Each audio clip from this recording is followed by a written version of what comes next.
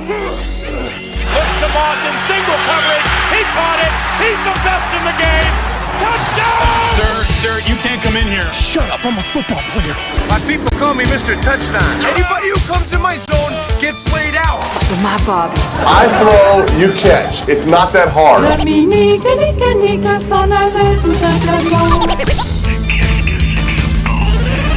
That's what I do. I lay people out. Bonsoir et bienvenue dans Touchdown et Tartiflette pour la week 15. Normalement, c'est le moment où je vous dirais que Touchdown et Tartiflette, c'est votre émission hebdomadaire NFL francophone, que depuis plus de 10 ans, les experts de Touchdown et Tartiflette sont là chaque semaine pour vous parler de la semaine NFL. Et nous allons faire tout cela, mais ce soir, nous sommes un peu tristes cette semaine, car ce week-end, en visitant le zoo de Vincennes, Scooby s'est pris un sale cut block par une fillette de 8 ans mangeant une barbe à papa. Suite à ce tacle, Scooby est tombé dans la fosse aux fauves et s'est retrouvé dévoré par les jaguars affamés. Voilà, nous penserons toujours à lui et en son honneur, abonnez-vous à la chaîne et laissez-lui des messages en commentaire. Ce soir, nos experts feront le tour des matchs de la semaine dernière et bien sûr de la week 16. Nos experts, Rémi, bien entendu, le pilier de l'émission, le toujours pilier de tous les comptoirs belges, notre expert international. Aussi. Bonsoir Rémi. Bonsoir, bonsoir mon cher Rico et bonsoir à tous. Voilà, dans le désordre, Jeff, notre sphinx de talent. Bonsoir, Jeff. Salut les gars. Voilà, alors Lampiro n'est pas encore là. Nous avons bien entendu Johan, fan de Foot US. Voilà, si tu... Bonjour Johan, à tous. Il faut savoir que si tu ouvres un micro quelque part sur Internet et que tu dis football américain, Johan apparaît comme par magie, c'est génial. Normalement, oui. Normalement, oui. Voilà. Pas à ce niveau-là quand même. Mais... et celui qui est probablement le plus proche de l'au-delà et de Scooby, c'est FMB, notre expert historique. Bonsoir vermeil, comme on disait alors. Bonsoir FMB. Et ce soir, exceptionnellement, nous rentrons dans la FMB Zone. C'est à toi, FMB. Alors, je vais vous parler d'une chose. Alors, je vais partager mon écran d'abord. OK. On va lancer. Hop. C'est parti. Normalement. Alors. Mince. C'est pas parti. C'est l'échec. Voilà. Alors, ça va commencer normalement. T'as bien branché le fax ? FMB ESPN nous regarde. Ouais. Et là, ça va le barrer. Putain, là, merde. Putain, c'est pas On n'aura de nouveau pas les droits pour le Super Bowl, putain. Oh là là. Google no responding. Aïe, coup dur pour FMB. On était à ça, on a l'accréditation. Que... À ça. Ouais. Là, on est invité au training camp des Jets, quoi.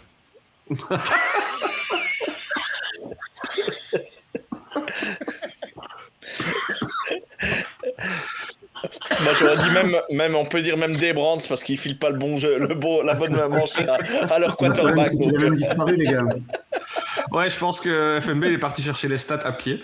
On est à 2 disparitions en 15 jours, ça fait beaucoup. Ça a donné un petit peu risqué de participer à l'émission. Ouais, attention à toi. Attention à toi, Jeff. Scooby et FMB n'ont jamais été vus dans la même pièce. Hein.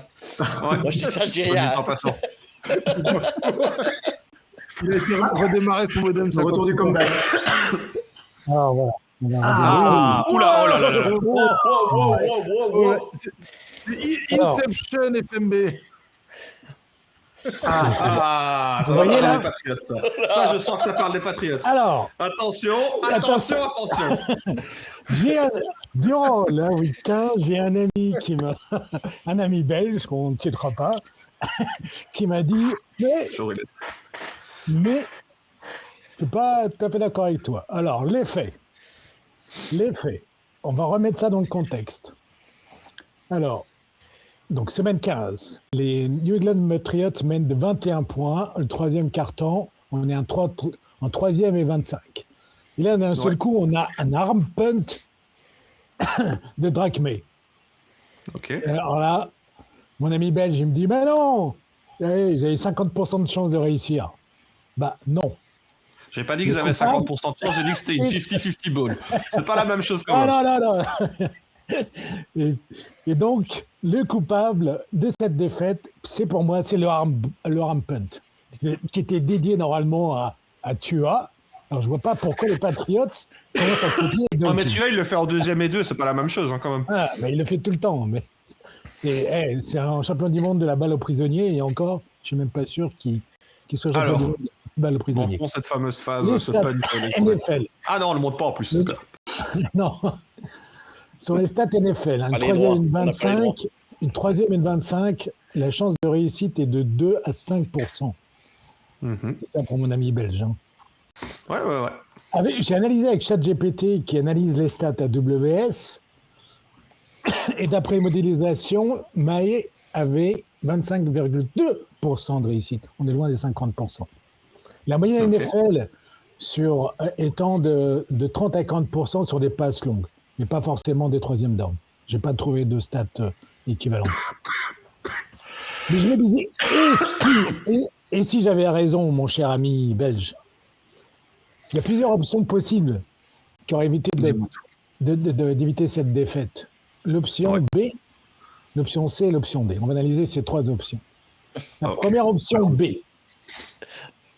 une passe, une flat pass, pourrait me le traduire sur le running back, donc dans les zones. On aura pu au moins gagner 10 yards, puisque la défense des Bills était loin. Ok. Donc la probabilité de réussite est d'environ de 65 à 75%. Donc de faire une passe dans la zone flat pour le running back. Le gain, le risque de turnover est assez faible. En plus, le chronomètre continue de tourner. Donc la défense doit plaquer dans les limites du terrain pour éviter que l'horloge s'arrête. Et par la suite, on peut faire un punt. Un punt net, c'est 40 à 45 yards. Donc les Bills auraient donc pu commencer sur la ligne des 20-25 yards. Les Bills auraient besoin de 3 scores et ils auraient au moins besoin de 8 à 10 minutes de jeu. La probabilité, donc déjà à ce stade-là, environ de 5 à 8% de la remontée pour les Bills. Et ce qui était dramatique dans le arm punt, c'est que ça a basculé les prédictions AWS de New England de gagner. Okay. L'option C, on aurait pu faire un run ou un draw sur une 3e et 25, le gain 3 à 7 yards. Bon, le risque de turnover est quasiment nul aussi. Et donc, ça a obligé les Bills à parcourir plus on va dire, un peu moins de terrain parce qu'il y aurait eu un punt derrière. Mais moi, ça aurait garanti un ugly win. Et l'option D, donc, ça aurait été D, donc c'est soit après, donc, de tenter un field goal après cette 3e, qui était courte. Donc là, effectivement, les chances, je n'ai pas réussi à trouver les pourcentages de réussite, mais ils étaient assez bas parce que, en fait, le kicker de New England, même s'il a une jambe puissante, il est très irrégulier durant la saison. Mais c'est plus de jeu, cela, il y a un kicker des Pats. C'était qui? Alors, c'est Borregales. Hein. C'est les stats, c'est les trucs de l'année passée, ça que tu as, à mon avis. Ouais, ils ont un rookie cette année. Mais bon, ça, ils ont un rookie, il faisait très froid, les special teams n'étaient pas en grande forme. Mais je te répondrai à la fin. Soyons polis, c'est pas fini. L'artiste terminé. Pour résumer, donc, si on fait une table, donc on voit que le ram shot a fait gagner, a augmenté les chances de comeback de 25%. La flat pass et le punt auraient diminué de 5 à 8%. Et le run and punt de 3 à 6%. Le field goal, donc comme je l'ai dit, je n'ai pas trouvé de stats. Ouais. Et pour moi, la mise à mort en fait de cette défaite, ça a été en 4e quart-temps, un 3e et 48, une 3e et inch. Et là, donc, on voit déjà le jeu qui s'annonce et la défense se fait avoir. Et là, les Bills ont pu continuer tranquillement. Voilà. L'autonomie, c'était ma séquence FMB anatomie d'une Zone. défaite. J'ai mon droit de réponse ou pas? C'est ça la question. Attends, merci FMB. Rémi, avant, juste en interaction, j'en profite pour saluer Pierrot, notre Hall of Famer qui est arrivé pendant Salut, Pierrot. l'exposé. Bonsoir messieurs. T'as vu, ça a changé l'émission, Pierrot. Hein. Alors, c'est que Sopra champion. Mais. Rémi, go. Je peux répondre? Je peux y aller? Allez. La réponse Mais D. La réponse D. FMB, moi j'irais clairement sur la réponse D, mais non, plus sérieusement, ton analyse est sans doute vraie dans les chiffres, etc. Mais j'ai regardé le match et les special teams se comportaient très mal du côté des Pats. Le gros problème qu'on a eu, c'est que le starting field position était catastrophique. Ils repartaient toujours des 40-45, voire du milieu de terrain, les Bills. C'était un réel souci. L'interception, si je ne dis pas de bêtises, ils repartent de leurs 5, 6, 7 yards peut-être, quelque chose comme ça. Un punt n'aurait jamais eu cette efficacité-là. Tu peux regarder les punts des Pats et les punts des Bills, c'était vraiment pas bon dans le froid, c'était très mauvais. Donc pour moi, gagner 40 secondes mais perdre 25 yards, le choix est vite fait. Non, tu Et peux en gagner plus- plus. Non, c'est pas 40 secondes que tu gagnes. Si tu cours, tu fais une course, là tu bouffes du temps. Oui, mais Là, tu penses t'auras pu réellement que bouffer. pour te donner une idée, il se faisait rouler dessus en 2 minutes. Il nous restait même 3 minutes à jouer avec 4 points de retard. Tu sais bien que Ouais. 4 minutes à jouer ou 6 minutes à jouer pour Josh Allen, ça ne change rien du tout. On parle pas d'une équipe banale, on parle quand même de Josh Allen et d'un des meilleurs quarterbacks de la ligue actuellement. C'est un gars qui va très vite. Si c'était vraiment lui laisser 20 secondes ou lui laisser 1 minute 20, ça je suis d'accord avec toi. Là, on parle d'un moment qui est anecdotique dans le match pour moi. On gagne du temps, on les renvoie très très très très loin dans leur défense. Pour une fois, la défense des Patriots, autre élément important, est très bonne dans le camp adverse. Quand ça arrive dans notre camp, malheureusement, c'est un peu plus mauvais. Et n'en parlons pas en red zone. C'est une des 5 pires défenses de la NFL en red zone. Donc pour moi, tu dois repousser le plus loin possible. Là, la balle est balancée. Pour moi, c'est pas non plus un punt. Il l'envoie pas sur un triple coverage. C'est un 1 contre 1. McCollins, il a la taille quand même. C'est un gars qui allait chercher certaines balles assez sympas. S'il n'est pas intercepté, je pense qu'on n'en parle pas, qu'on punt et que les Bills repartent sans doute de leurs 20 yards ou de leurs 25 yards et que ça ne change rien au match. En fait, la dynamique du match a été telle que les Patriots ont eu de la chance d'être dans le match. Ces 2 big runs, ça a bien tourné au début. Il y a eu 2 stops défensifs. Ils ont rentabilisé à crever les petites actions qu'ils ont eues. Mais la meilleure équipe sur le terrain, c'était clairement les Bills. Et ils l'ont montré. Ça, il n'y a pas photo là-dessus. Après, je pense que c'est pas là que le match se joue. Je pense que ça se joue, comme tu l'as très justement dit par contre, sur ces 4e tentatives, sur ces 3e tentatives où la défense n'a pas été capable de faire le moindre stop. Là, je te rejoins à 1500%. Et à partir du moment où tu ne sais pas stopper une attaque, et que ton attaque à toi-même est tout sautante, parce qu'on parle du pourcentage de réussite, je pense qu'il faut aussi penser au fait que les conditions sont ce qu'elles sont. Le pourcentage, il est bien si tu es sous le soleil. Je crois que si tu es sous la neige, que tu es Drake May, que tu n'as jamais joué sous la neige, regardez son début de match contre les Buccaneers quand il drache. La pluie est là, c'est dégueulasse. Son début de match est très mauvais, on sent qu'il n'est pas à l'aise. Son moins bon match, c'était ici face aux Bills, regardez les stats aussi. Il commence très bien, pourquoi? Parce que le running game marchait très bien aussi. Et après, il fait un match à 150 yards. Quand ça compte à la fin, il y a quelques tentatives pour essayer et la défense a réussi à le disrupter. Et voilà, ça a dysfonctionné et je pense simplement que la meilleure équipe pour le coup a gagné. Merci beaucoup Rémi. Je crois que on passe au reste du bilan de la week où on fait que les Patriots. Allez, c'est parti. Bon, on peut faire une émission Patriots, tout le monde va être ravi, j'ai l'impression. Ouais. Non, mais voilà, on va. J'aimais bien cet échange avec FMB. Comme quoi, on montre toujours d'accord. Après, je pense que après, ce qui fait le momentum, c'est qu'ils scorent juste avant la mi-temps et ils scorent pas ces 7 points-là. Et juste après, et on sait que quand tu récupères le ballon tout de suite en début de 3e quart-temps, quand tu marques, tu peux rechanger on va dire on sait que la NFL c'est un jeu de momentum et tu changes le momentum à ce moment-là parce que tu as le ballon tout de suite en 3e quart-temps et tu scores tout de suite et du coup le momentum change. Tu mets 5 touchdowns en 5 drives de suite. Ouais, voilà. Mais je pense que s'ils ne le marquent pas, peut-être qu'ils n'ont pas le momentum comme ça, parce qu'ils ont quand même la tête pas bien. Hein. Quand t'as 21-0 quand même, t'es pas bien. Hein. T'es pas bien. C'est sûr. Bon. Alors, on va faire un petit... je reprends les rênes, je me permets, hein, mon bon FMB. On va faire un petit feedback de la semaine 15 qui a commencé par une petite surprise du côté des Bucks. On va en profiter pour parler de cette division qui est un petit peu improbable, parce qu'il y a aussi eu également une défaite des Panthers face aux Saints. Alors, qui va l'emporter dans cette division si brillante et si solide, selon vous?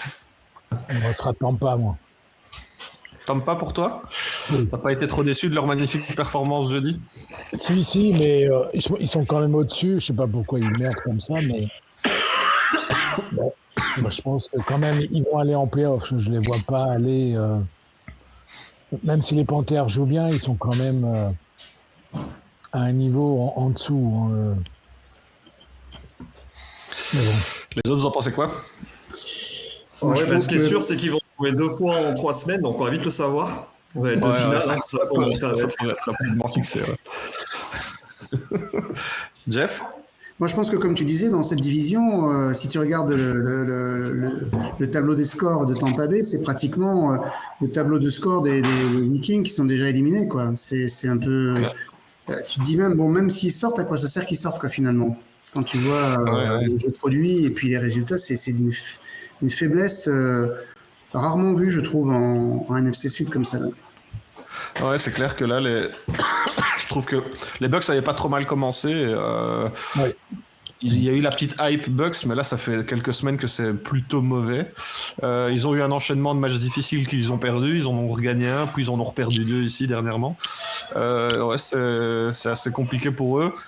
C'est une division qui va pas être brillante, mais en attendant, ça fait un match à domicile à jouer en play-off. C'est toujours l'éternel débat de est-ce que ce match à domicile est-il mérité pour un si faible champion? Non, puis il faut quand même dire que là, Mike Evans revient. Pour son premier match, il fait quand même un peu plus, il fait 130 yards, je crois, un truc comme ça, 136 yards. C'est quand même pas rien. Et il récupère aussi Jalen McMillan, qui avait fait une super saison l'année dernière en tant que rookie, et que là il revient, il sort d'hier, et du coup là il va falloir quand même choisir son poison du côté des défenses, parce que tu as quand même tu vas avoir Mac Evans, tu vas avoir Egbuka, tu vas avoir aussi Godwin, et tu vas avoir donc Mike Evans, donc et puis mine de rien, Bucky Irving qui peut être aussi embêtant, et Bucky Irving et Rashad White et ainsi de suite. Donc il y a quand même une armada offensive. Autant défensivement, ça peut être compliqué parce que c'est vieillissant et on sent qu'il marque aussi le pas un petit peu. Mais par contre, offensivement, je pense que là, tout le monde rêverait d'avoir autant de wide receivers aussi bons et autant un duo de running back pareil. Je pense qu'il y a beaucoup d'équipes NFL qui souhaiteraient les avoir. Donc après, c'est à eux de mettre les bons ingrédients pour y arriver. Mais c'est quand même... moi les Bucks en playoff, je voudrais même si ça on va dire ça ronronne en ce moment, c'est toujours aller compliqué d'aller les jouer, quoi. Donc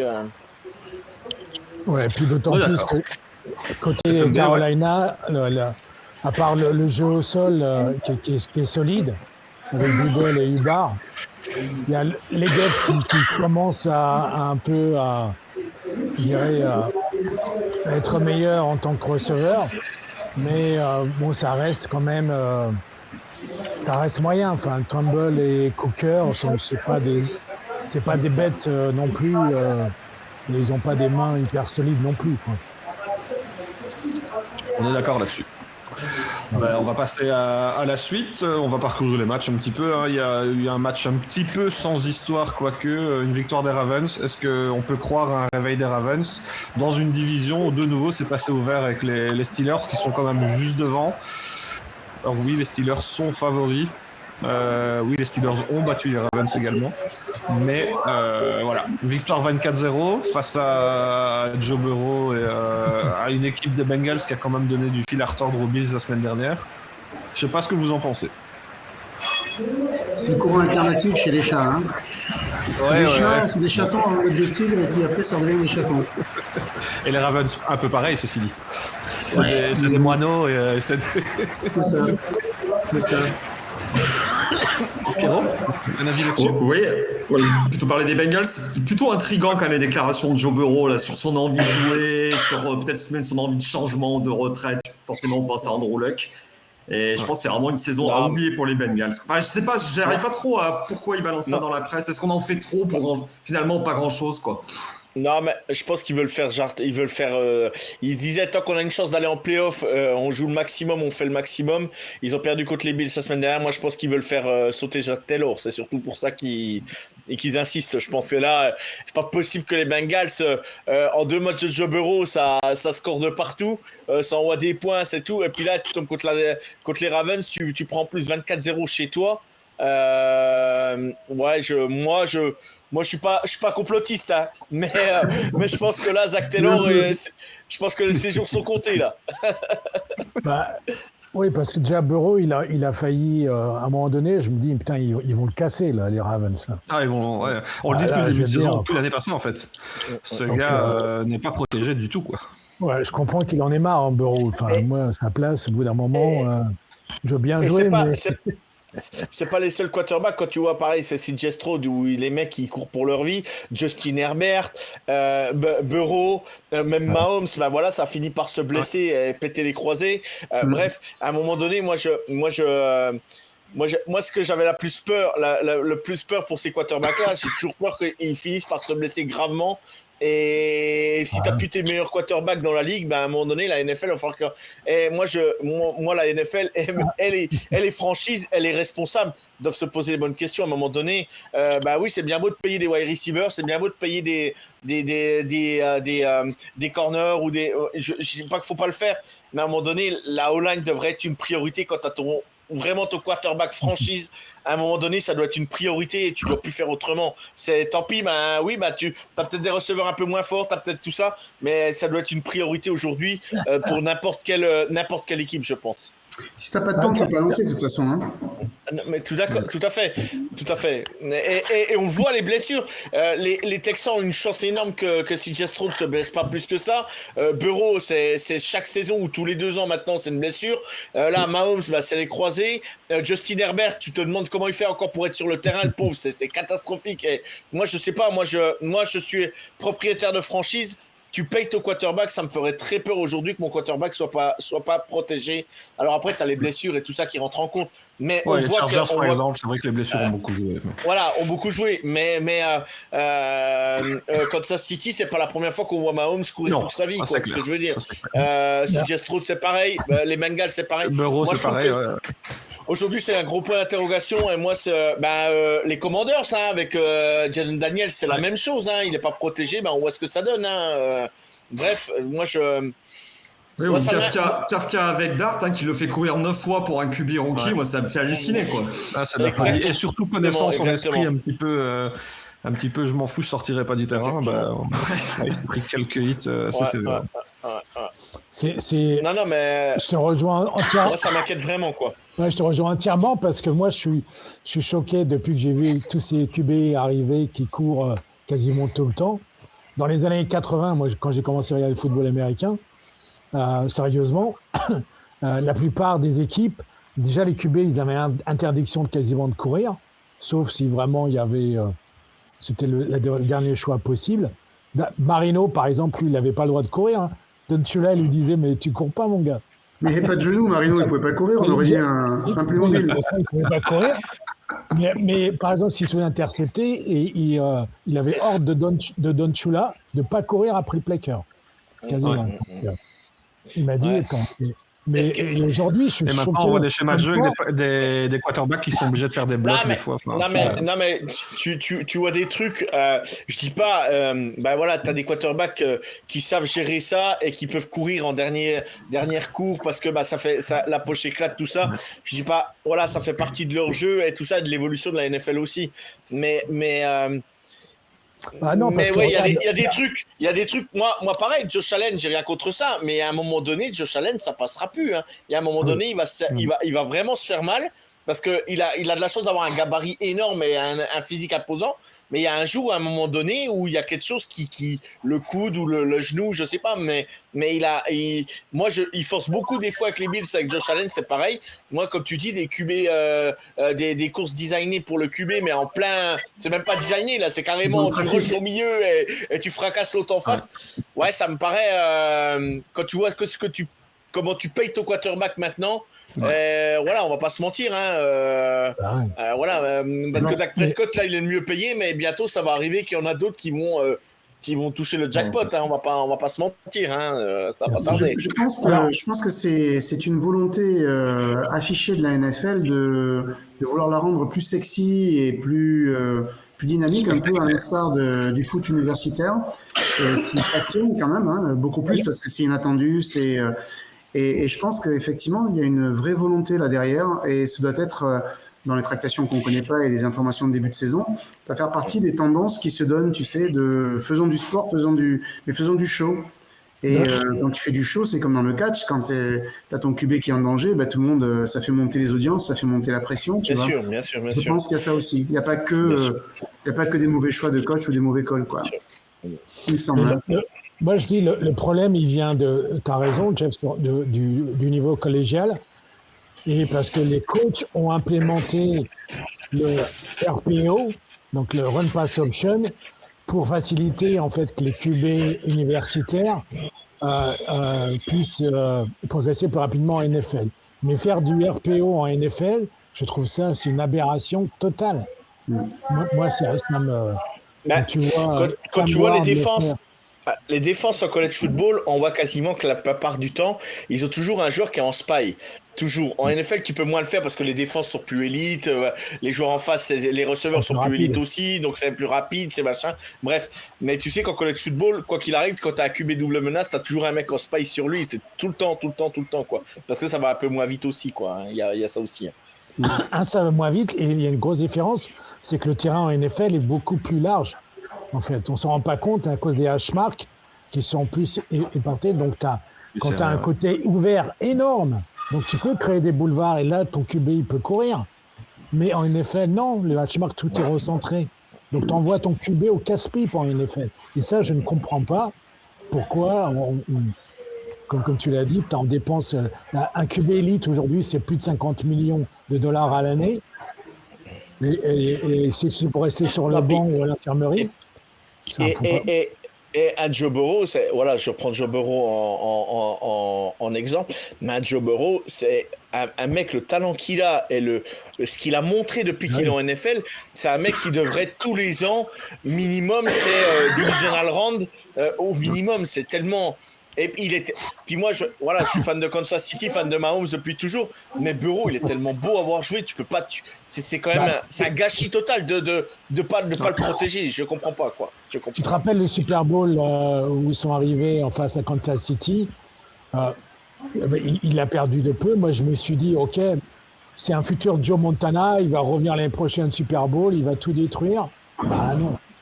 Là, après, le gros problème aussi, c'est qu'il dépend d'une défense qui est vraiment horrible, quoi.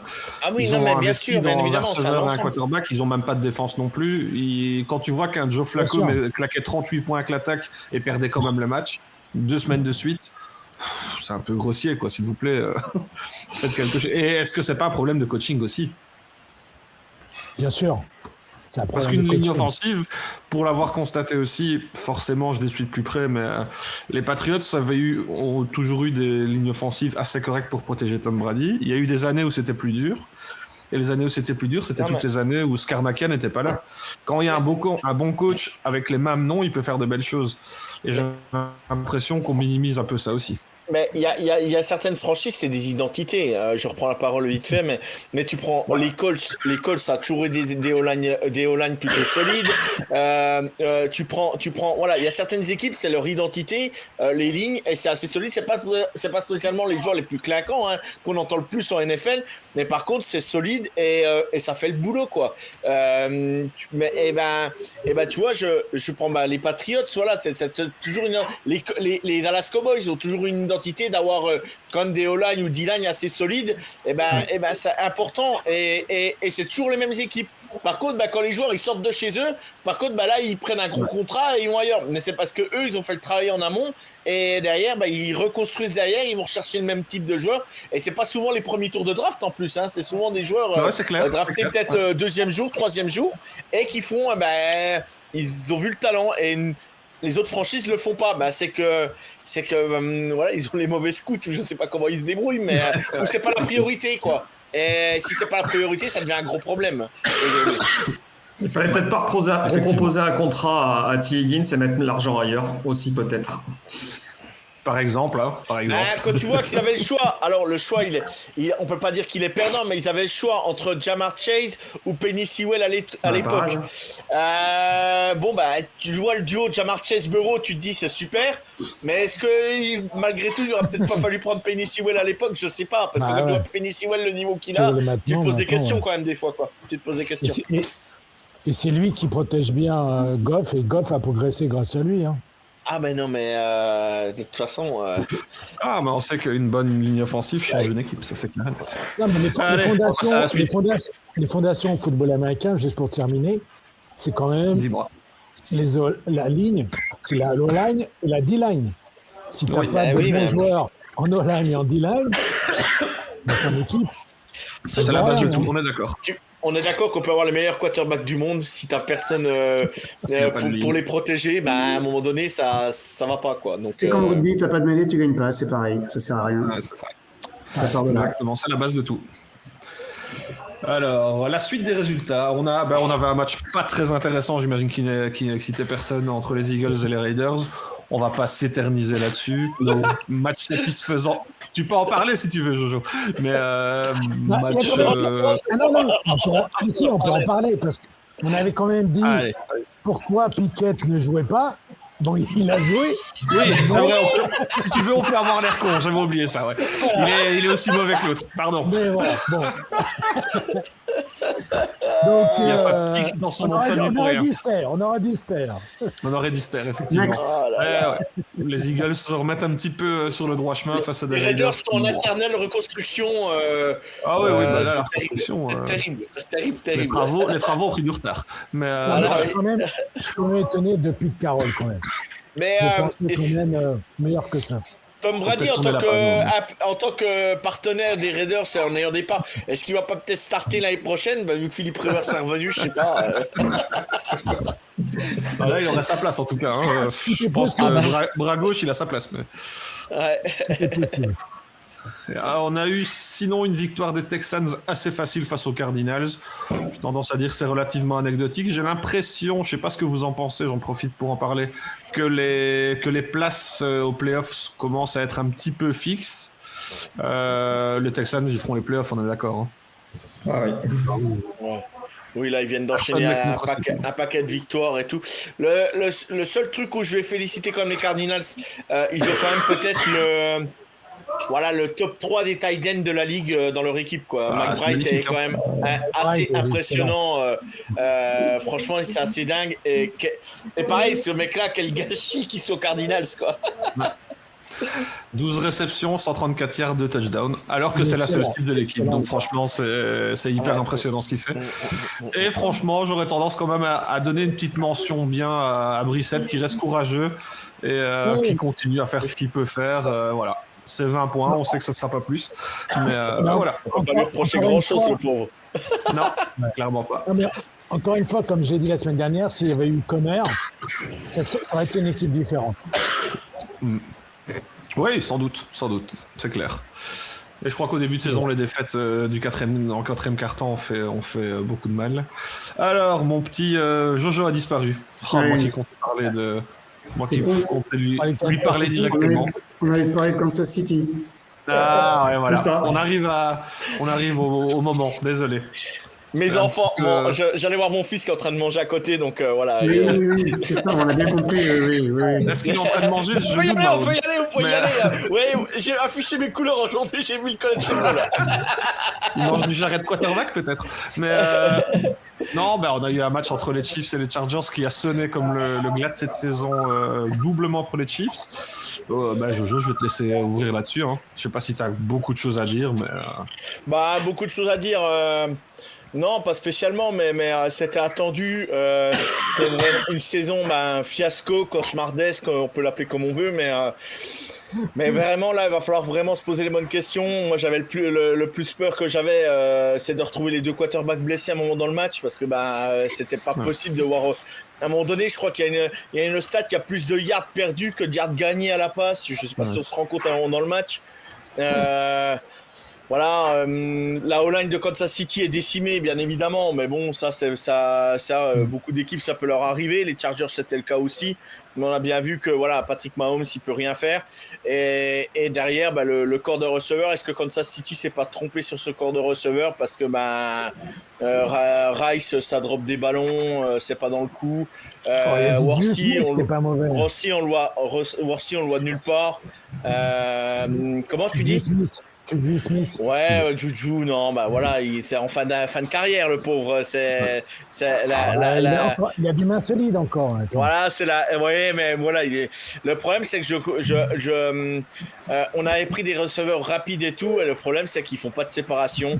Moi, je rêvais d'avoir un mec comme Len McConkey, qui était un pro du tracé et tout, et quand je vois que même si la saison est pas parfaite aux Chargers, il a plus de 700 yards encore cette année. Voilà, il a déjà 5 TD, bientôt l'année dernière il a marqué 7 TD, donc il est dans la tendance un peu de ce qu'il avait fait l'année dernière. Il va se rapprocher des milliards tout doucement, il les fera peut-être pas, mais il peut s'y rapprocher. Voilà, donc il y a beaucoup de choses à se poser à Kansas City. On pourra pas faire non plus des mouvements de folie parce que voilà, maintenant la saison est terminée et les playoffs, on va pas bouder notre plaisir. On a quand même vécu des saisons incroyables pendant ces 6 dernières années. Voilà, même depuis que Mahomes est arrivé, on a vibré, on a eu beaucoup de chance. Voilà, et à un moment donné, il faut relativiser et ça fait partie du sport à un moment donné, quoi. Alors, j'aime beaucoup comme ça. Je suis un grand fan, mais je trouve que pour une équipe, et vous m'arrêtez si je dis des bêtises, qui a été représentée 5 fois dans les 6 derniers Super Bowls, être éliminé à 3 semaines de la fin de la saison régulière, c'est vraiment un sacré coup de hache. Pour des Chiefs, c'est vraiment un sacré coup de tomahawk et une remise en question profonde parce que tu te fais éliminer en dernière journée par, tu vois, tu glisses, bon, mais là, 3 journées de la saison régulière, 3 journées de la fin, t'es déjà sorti. Tu fais partie des rares équipes qui sont sorties. C'est un truc de fou, je trouve. C'est vraiment, comme tu disais, Joe, c'est un tremblement de terre, une remise en question, à mon avis, importante à mener chez eux. Parce que c'est pas un accident de parcours. Je parle pas, bien sûr, de la blessure de Mahomes pratiquement à la fin du match sur ses croisés. C'est pas ça, c'est un incident de jeu. C'est très con et ça va lui prendre 1 an pour revenir et on verra pas avant le moment. Mais voilà, je trouve que quand même c'est sidérant. C'est ça, sidérant. Non, je regardais le match Broncos Packers après. Je suis pas un grand fan de Bonix parce que voilà, je l'ai vu jouer au college football et tout. Bon, il a progressé et tout, hein, faut pas se mentir, c'est quand même un bon quarterback. Moi, quand je vois jouer l'attaque des Broncos contre les Packers et quand je vois le rythme que ça met, Cortland Sutton qui fait un match extraordinaire, faut le dire aussi. Et derrière, il y a quand même pas des receveurs de folie. Troy Franklin, j'étais le premier à le dessouder, c'était un mec qui dropait beaucoup de ballons et tout ça. Il le montre de temps en temps encore en NFL. Mais quand tu vois l'attaque de certaines franchises et quand tu vois Kansas City patiner comme ça patine, alors oui, Mahomes envoie des petits screens, ça gagne des yards after catch et tout ça. Maintenant, aujourd'hui, les défenses se sont quand même adaptées et je pense que là, il va falloir quand même dépoussiérer un peu le cahier de jeu. Alors, je vais pas remettre en cause Andy Reid parce que qui suis-je pour remettre en cause Andy Reid, mais à un moment donné, je pense que les questions vont se poser. Et voilà, Chris Jones, on l'a re-signé, on était content la première année. Là, ce coup-ci, ça commence à être vraiment compliqué. On a encore son contrat pendant 1 an, ça va vraiment être dur. Jawan Taylor, qu'on a payé une fortune, on ne sait pas, voilà. Je le critique pas parce que par moment il est quand même ce qu'il fait quand il protège Mahomes, on le voit quand il est pas là, il manque quand même s'il prend des flags bêtes, on le voit qu'il manque quand il est pas là. Voilà, mais il y a quand même des trucs. Simmons qu'on a drafté, voilà, il fait des belles prestations, mais d'un coup il disparaît. Bon, problèmes familiaux, tout ça, on sait pas trop. Après, bon, il revient, il se pète. Voilà, donc il y a plein de questions, il y a plein d'interrogations. Et je pense que Brett Vick, voilà, là aujourd'hui, c'est aujourd'hui qu'il faut se poser les bonnes questions. Et moi, quitte à faire, pour moi, moi je vire Matt Nagy et je vais chercher un coach, un génie de l'offense en college football, un style, un Kenny Dillingham d'Arizona State qui me fait vibrer. Et voilà, j'irai chercher tant pis, on tente un truc nouveau, mais vraiment pour apporter. Parce que là, aujourd'hui, on est en train de. Moi, je trouve qu'on est en train de changer Patrick Mahomes. Et le Patrick Mahomes, donc, moi, l'instinct de Patrick Mahomes disparaît d'année en année et je trouve que c'est terrible, quoi. Voilà. Ouais, justement, c'est là où je voulais en venir. Ouais. Là où je voulais en venir, parce que est-ce que André Reid est fatigué ou Matt Nagy est complètement à la ramasse? Parce que quand on voit les jeux qu'ils appellent, putain, ça veut. Est-ce que c'est un peu des deux? Quand Minshew vient, il balance une passe, il se fait intercepter, mais putain, il n'y a aucun. Enfin, il n'y a aucun besoin de passer une passe. Quand Minshew est arrivé, j'ai dit, oh purée, il va nous le faire, le con. Et en fait, ça a duré 3 passes. Ouais, j'y ai cru aussi, je pensais aussi. Parce que pour moi, c'est un des meilleurs backups de la ligue, mais potentiellement. Oui, bien sûr. Mais c'est pas lui qui a appelé le jeu, il n'a pas changé le jeu.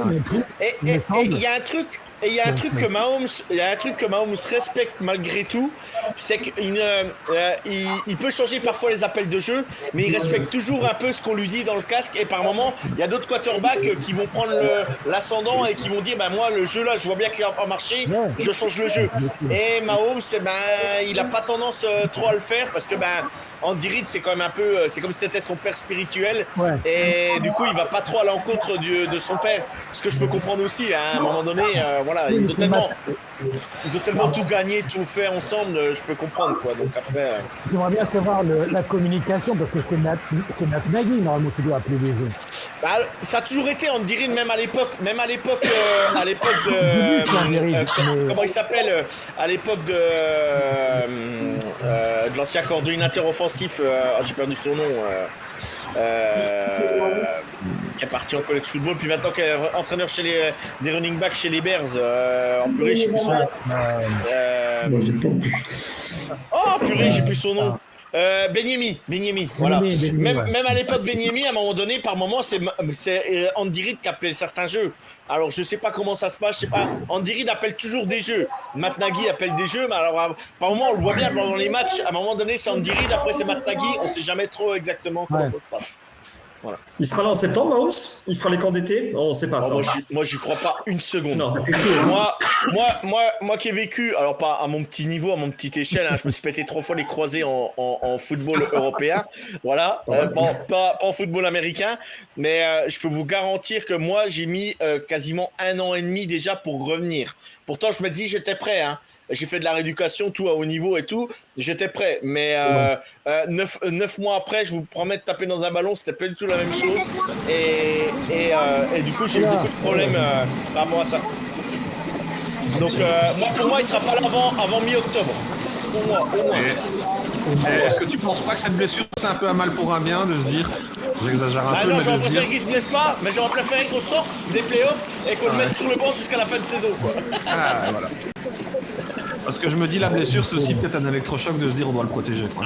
Là, ce coup-ci, il n'y a plus le choix. Son passage est clair. Merci, tu vas interrompre 2 secondes. Il est reparti. Il est reparti. Alors il y a le frère jumeau de Scooby, donc Shaggy, qui est passé vite fait.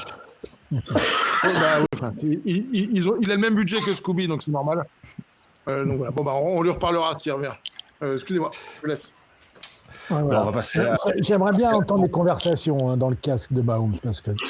On va passer à la suite. On en a déjà parlé un petit peu. Je ne sais pas si vous voulez en dire plus sur ce match entre les Pats et les Bills. Ouais, c'était mon top 2, ça. C'était mon top 2. J'avais un tiercé des trucs qui étaient édifiants cette semaine, et ça, c'était mon top 2. Le top 1 était effectivement la défaite de Kansas City. Je te laisse nous en parler, Jeff. Non, il n'y a rien à dire. On a tous vu ce qui s'est passé. Mais est-ce qu'après, ils ont mis suffisamment d'efforts alors qu'ils sont en position dominante toujours, tu vois? Est-ce qu'ils n'ont pas un peu laissé couler? Est-ce qu'ils n'ont pas manqué de fierté un peu? Ils n'ont pas géré. C'est le sentiment que j'ai eu. Et ça va coûter la division ou pas, selon vous? Oui. Non. Oui. De toute façon, on en reparlera j'imagine, sur les matchs de la semaine prochaine. On peut passer à la suite. On a vu Scooby, donc on va vite fait parler de ces Jets qui se sont fait dévorer par des Jaguars. 48-20. Je ne sais pas si vous avez quelque chose à dire sur cette rencontre. peut-être le bon cheminement des Jaguars en ce moment, mais est-ce qu'on y croit pour les playoffs? Je suis étonné que les Jets n'ont pas acheté un QB encore. Il y a Burrow qui va être dispo apparemment. Mais sinon, la suite, un autre match méga intéressant que vous avez tous suivi attentivement entre les Commanders et les Giants. Une victoire des Commanders. Voilà, on en parle pas. La suite, c'était les Bears qui l'ont emporté. Mariota a bien joué quand même. Browns. Oui, écoute, félicitons-le. La victoire des Bears, on en pense quoi? Alors, ils valent quoi réellement, ces Bears? On en parle toutes les semaines, et une semaine, c'est bien, une semaine, c'est pas bien. Ils ont profité des 2 défaites dans leur division des Green Bay Packers et puis des Lions, donc ils sont en avance. Ils sont leaders. Les Lions sont plus le droit les Lions sont plus le droit à l'erreur, sinon ils seront sortis des playoffs, quoi, clairement. Ouais.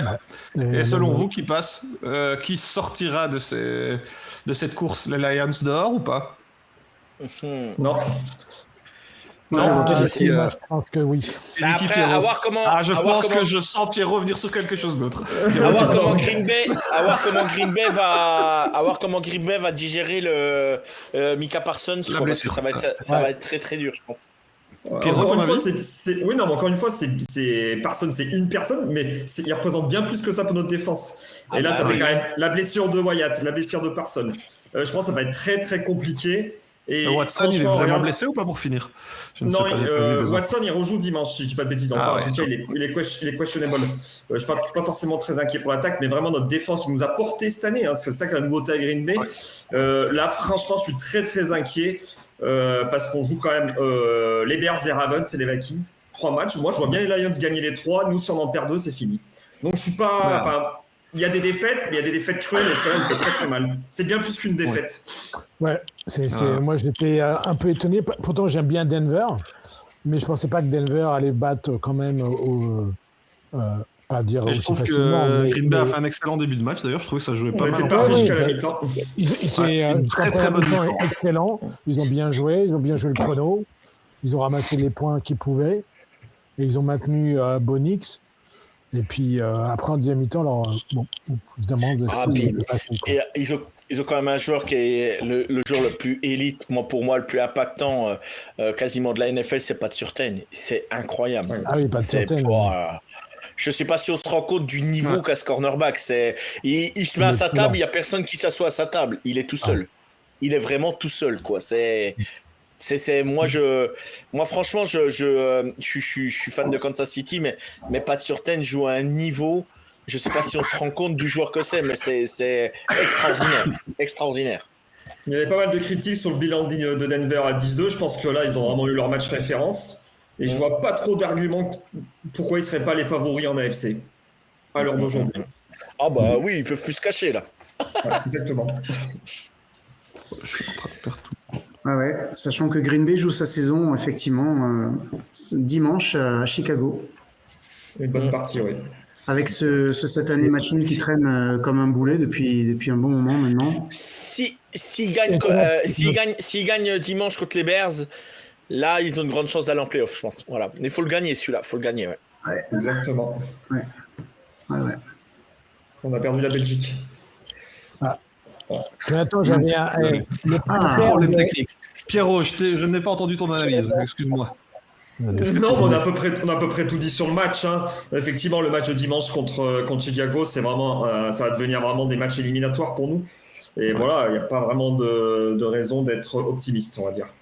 Tu n'es pas optimiste juste à cause... Enfin, juste, on se comprend, c'est quand même une grosse absence, celle de Parsons. Tu penses pas que l'équipe peut lutter contre une franchise comme celle des Bears, qui est quand même, malgré tout, selon moi, accessible pour les Packers?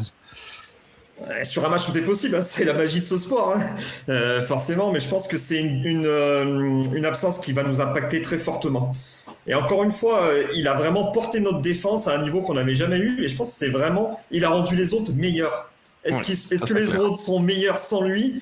Quand on voit quand même que Van Ness n'est pas au niveau, Gary c'est décevant, moi je suis très inquiet pour notre D-line, quoi. Ouais. Je comprends bien. Mais si McKinney fait l'interception, ça change le match. Je pense que s'il l'a, parce que Bonix, oui, il est en réussite, il est très fort et tout ça, mais il a quand même beaucoup de réussite et ça fonctionne, donc il continue et c'est très bien. Mais il a quand même une chance parce que je pense que si McKinney intercepte le ballon, je pense que ça peut changer aussi le momentum du match, quoi. Ah oui, ça peut basculer clairement. Ça peut clairement basculer. Voilà.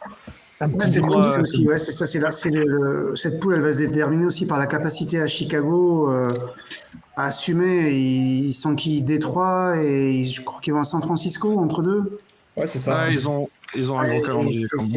C'est pas des losers et c'est pas des gars éliminés, quoi. Hein, donc, va pas falloir faiblir là. Donc, ça peut arriver là aussi, effectivement. On peut avoir Détroit et Green Bay qui passent. Chicago craque sous la pression des 3 matchs qui s'enchaînent et qui sont pas des parties de plaisir dans aucun des 3. Quel travail de Ben Johnson quand même. Ouais. Il a quand même boosté cette attaque de fou. Ah ouais, ça faut lui laisser.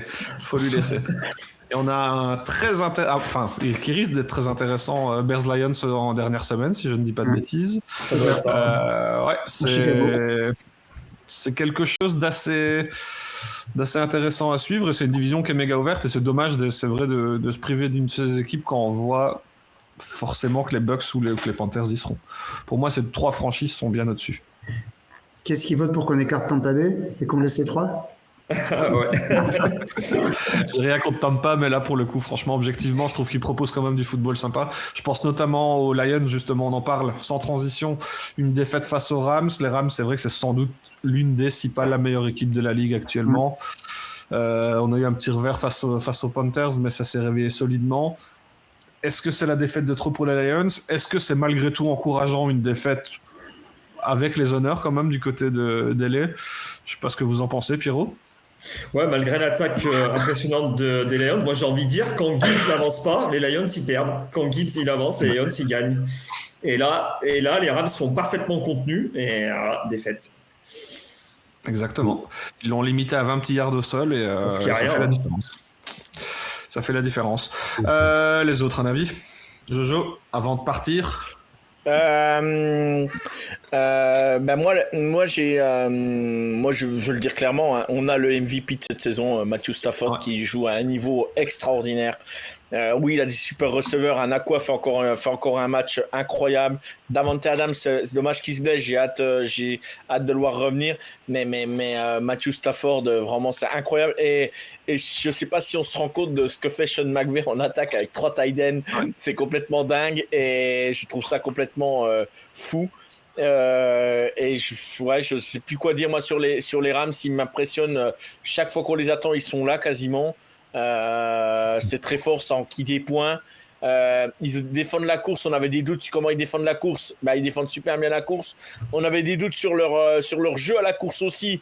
Et là, t'as carrément maintenant même Blake Corum s'y met un peu comme en college football. Il est presque inarrêtable quand il était à Michigan. Là, t'as l'impression qu'on retrouve le Blake Corum de Michigan en duo avec.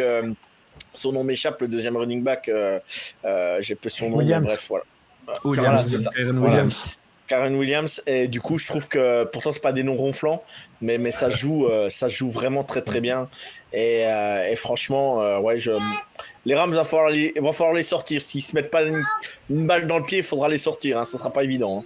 Hein. Ouais. Effectivement, c'est du costaud. Jeff, quelque chose à ajouter ? Non, je pense que tout est dit. FNB.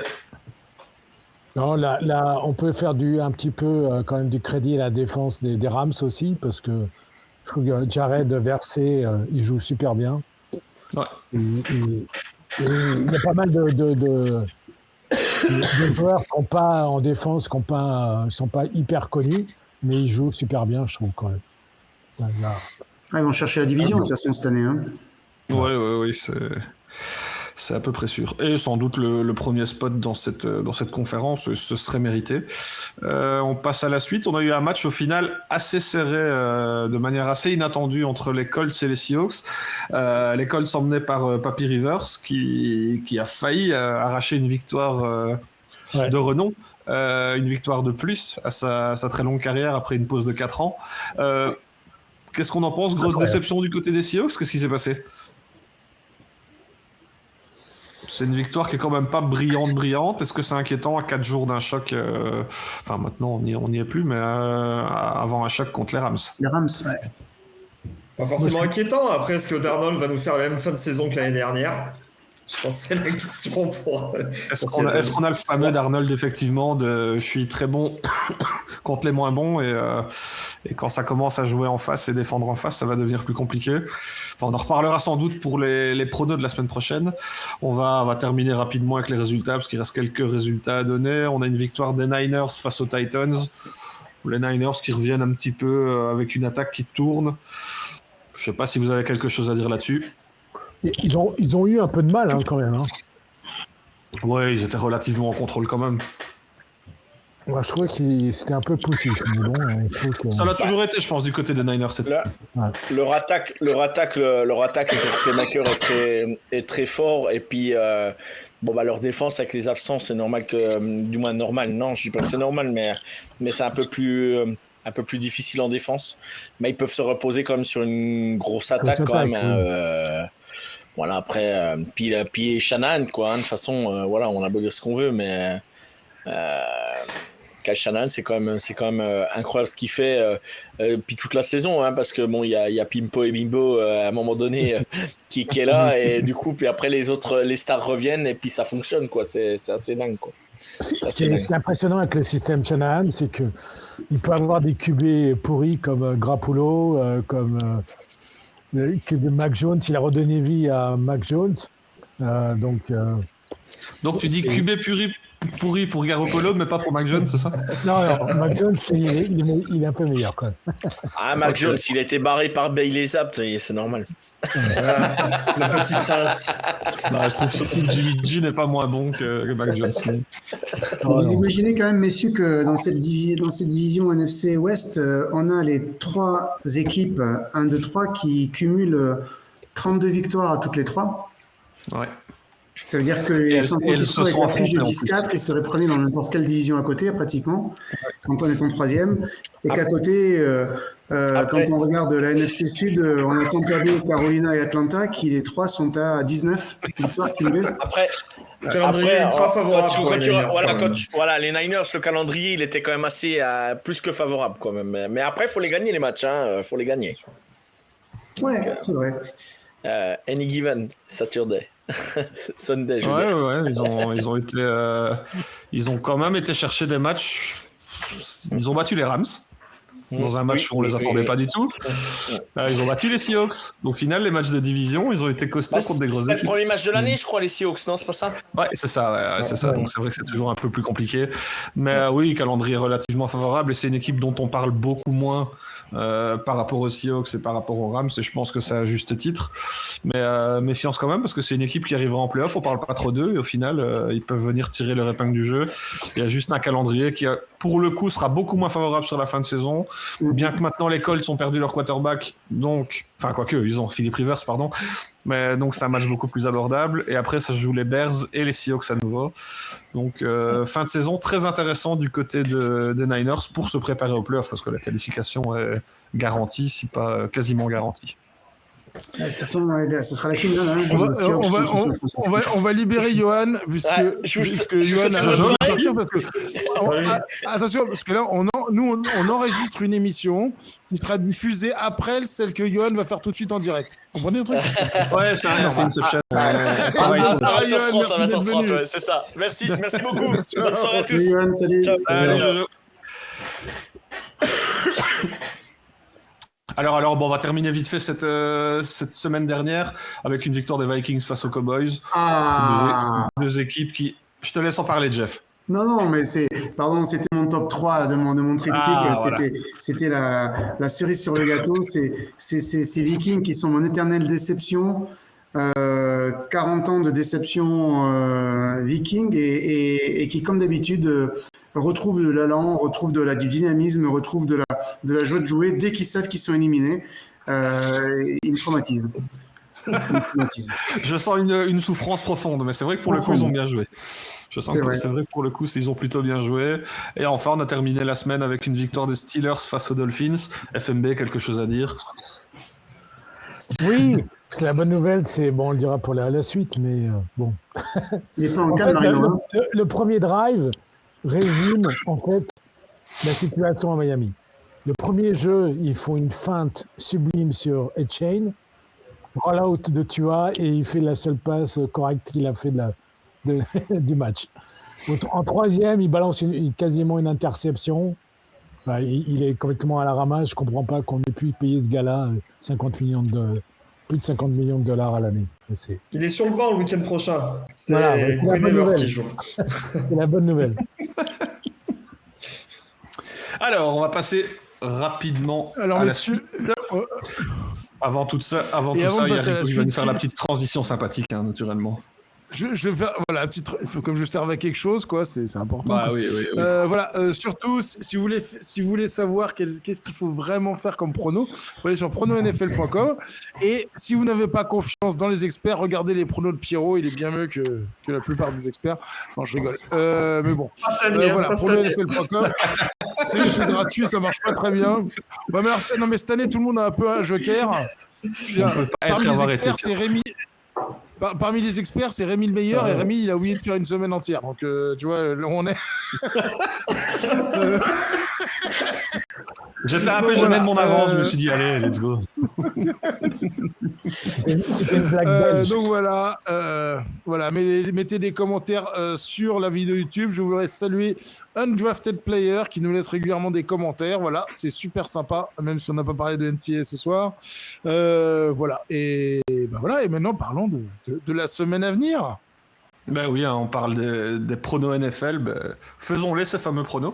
On commence la semaine j'allais dire en douceur, mais pas du tout. On a un des plus beaux matchs de la semaine entre les Seahawks et les Rams la nuit de jeudi à vendredi. Qu'est-ce que vous en pensez, Pierrot? Allez, ton avis. Les Rams, hein. Les Rams sur la dynamique. Sans trembler. Jeff?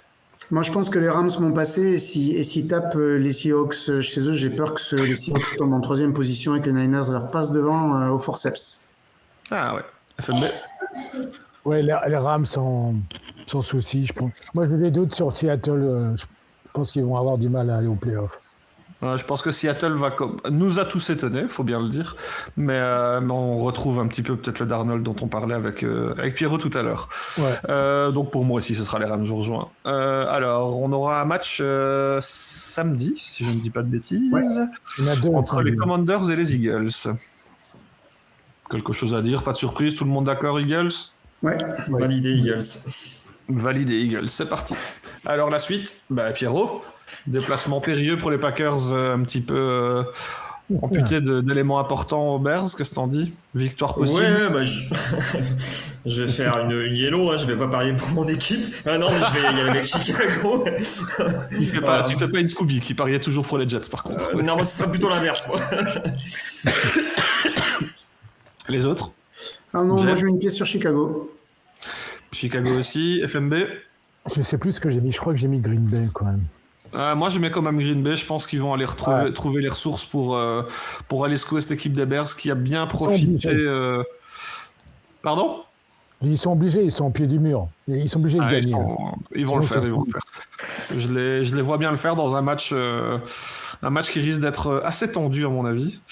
Alors on retrouve nos horaires plus classiques du dimanche 19h heure française. On a les Cowboys qui accueillent les Chargers. Là-dessus, du suspense, pas de suspense. Non, Chargers. Chargers aussi. On les Chargers ou pas? Non, personne. Non, Chargers. Non, Chargers, ouais. Chargers, je vous rejoins avec les Chargers. Il y a trop d'implications playoff là-dedans. Ouais, donc j'imagine mal les Cowboys faire quelque chose. Jeff, déplacement des Vikings chez les Giants. Une victoire du coup? Ouais, ça serait bien. On n'a rien à gagner cette année. Ce serait chouette qu'on continue à foutre le bordel comme ça. Ouais. Moi, je mets les Vikings. Je pense que je mets les Vikings aussi. Je ne me souviens plus de mon pronostic, mais en tout cas, ce sera probablement ça. Pierrot? Vikings aussi. FMB? Ouais, les Vikings aussi. Je vois pas. Alors, la défense de Flores va terroriser Bart, à mon avis. Ouais. Autre match entre les Dolphins qui viennent d'être éliminés de la course au playoff, bon FMB, je suis désolé, et les Bengals. Alors, moi je suis content parce que moi je veux voir Ewers, on va voir ce qu'il a dans le ventre. Ceci étant dit, moi, comme je vois la situation des Bengals et Burrow qui jouent sa vie, je pense que la défense des Dolphins c'est pas mal quand même. Anthony Weaver il fait du bon boulot avec les joueurs qu'il a. Donc moi j'ai mis quand même Miami, donc ça va le jouer peut-être de peu d'un touchdown ou d'un field goal, mais ouais, je vois quand même Miami. Ouais, d'accord avec FMB. Bengals pour moi. Bengals pour toi. Ouais, je me tâte aussi. Je sais pas quel Bengals on verra, mais j'avais tendance à mettre les Bengals, mais après leur match de ce week-end, j'ai peut-être basculé sur les Dolphins. On a un match très très très important dans la course au playoff. Panthers Buccaneers. Alors du côté de Carolina, qu'est-ce qui va se passer? On va voir quel visage et on va voir quel match.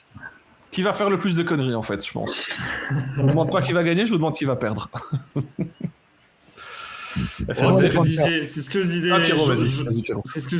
disait Joe tout à l'heure. Je crois qu'il y a pas mal d'armes offensives quand même du côté de Tampa, donc j'y suis allé avec Tampa.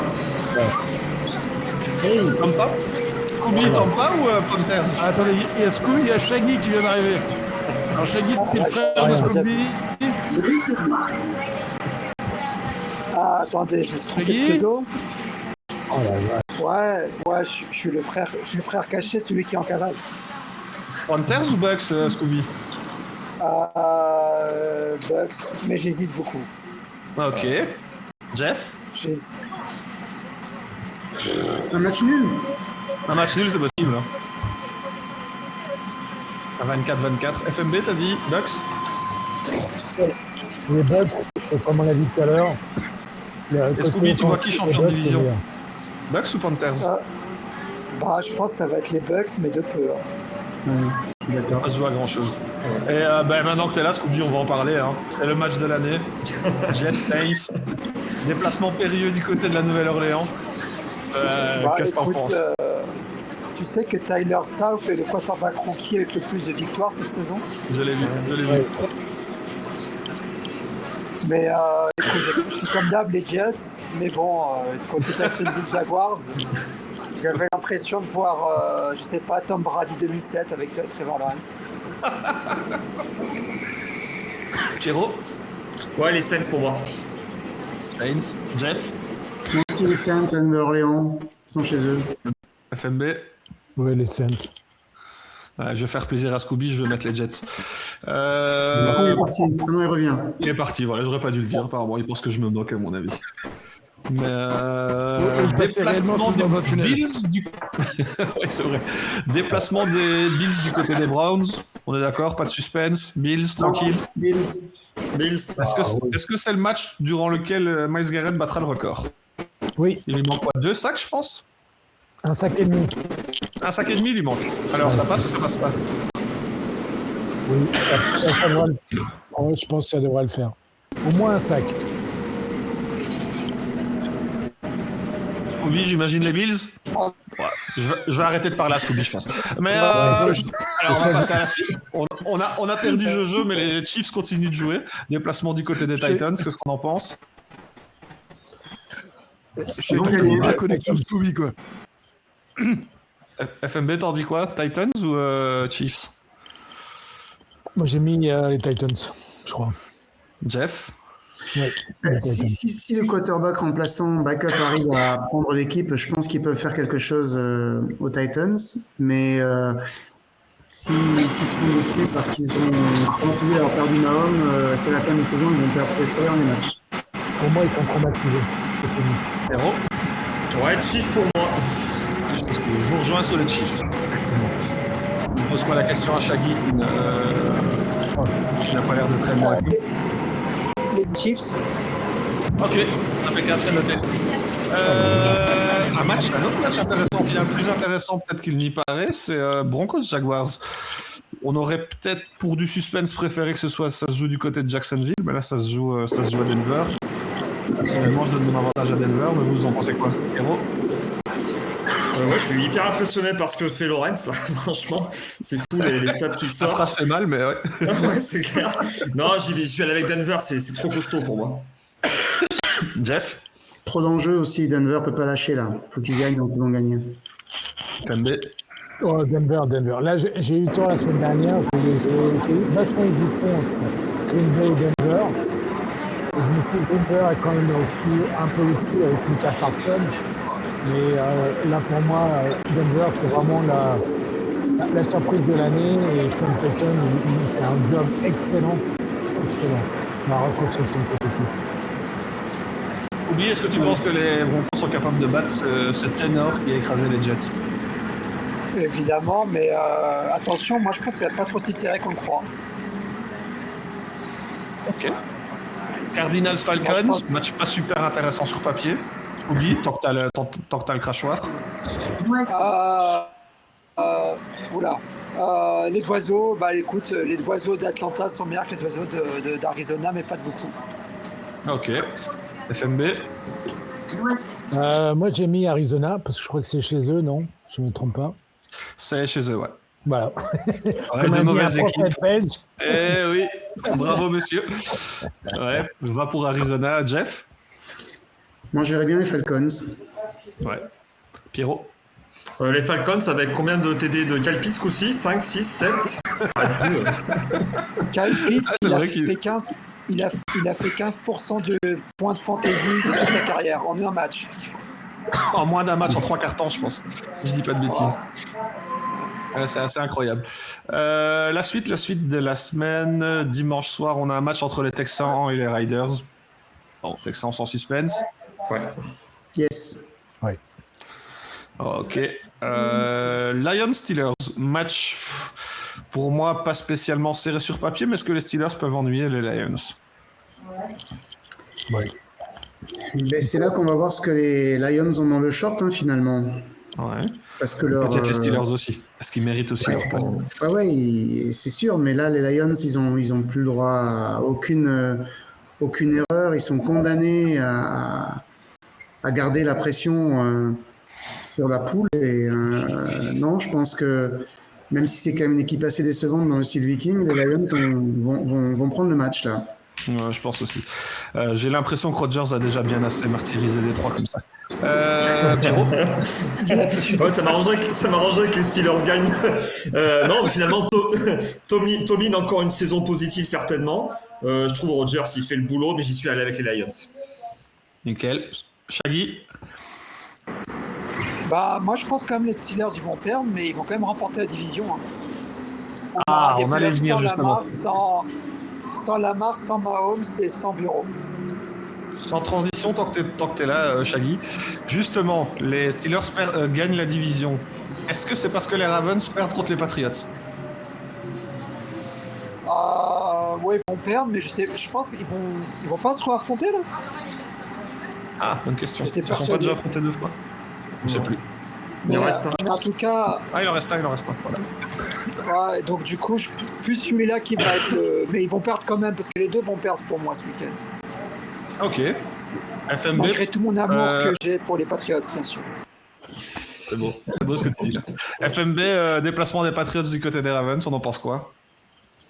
Je pense, moi, que les Ravens sont gagnés. Jeff? Non, moi je joue les Pats sur ce coup-ci. Ok. Pierrot? Ouais, gros match. J'y vais avec les Ravens parce que pour moi c'est un must-win là. Ouais, je pense. Plus que les Pats. Ouais, c'est un gros must-win. Les Pats, s'ils perdent, c'est plus la division qui s'envole. Bon, je vais toujours parier. Je vais miser les Pats. Et on termine la semaine dans la nuit de lundi à mardi avec un match entre les Colts et les Niners qui perd de son intérêt, malheureusement, avec cette fameuse blessure. Colts-Niners, on va vers les Niners ou alors la défense des Colts peut les sauver? Non, Joe Montana forever. La défense peut aider, mais ça m'amuse de voir Philip Rivers jouer. Je trouve ça incroyable en 2025 de voir Philip Rivers et son gros ventre. Jeff, un avis là-dessus? Niners alors? Non, sur le ventre non, mais je pense que les Niners vont saisir l'occasion de mettre la pression sur les deux autres de la division. Pierrot. Ah ouais, l'upside de Rivers à la course, c'est impressionnant. Moi, j'y suis allé avec les Niners. Et FMB.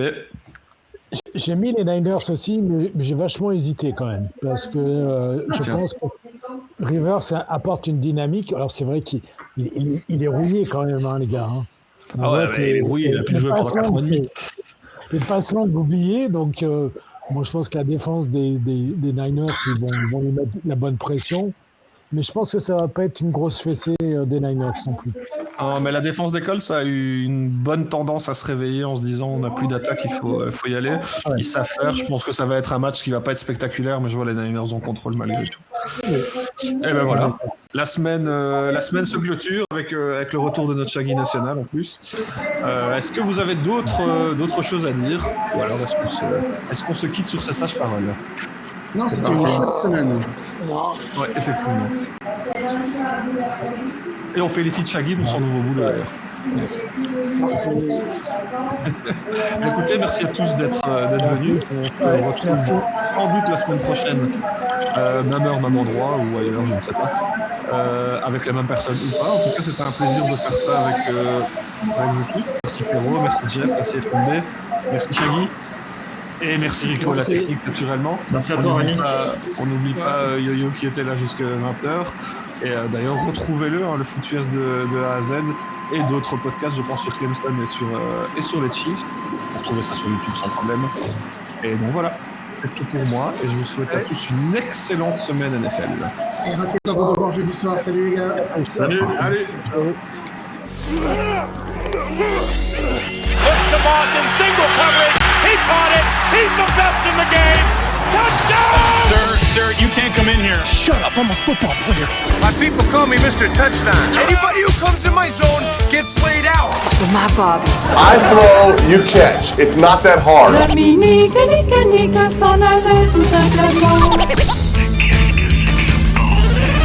That's what I do. I lay people out.